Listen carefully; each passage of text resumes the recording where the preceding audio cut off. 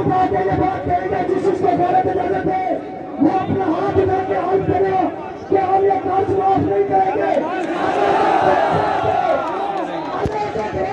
लिखने वाला लिखो, वीडियो बनाने वाला लेके जाओ और सब बात को बताना कि हम छोड़ के इस खतरे को कभी भी माफ नहीं करेंगे।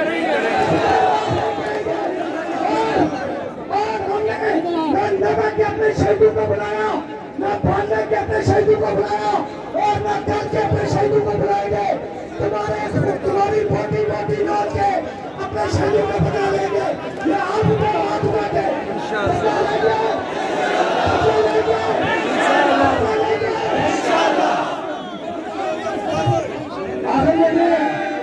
जम्मू कश्मीर की माइकी के लिए राजा आलम साहब से गुजारिश करूंगा। इसके बाद तमाम लोग सभी मुकम्मल कर रहे हैं।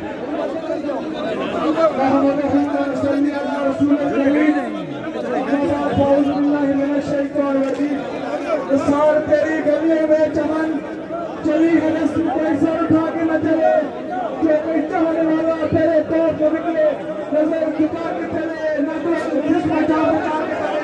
तमाम शोहरा को बहुत पेश करते हैं। मेरी आपसे गुजारिश है अपने शोभा के मुंह को देना।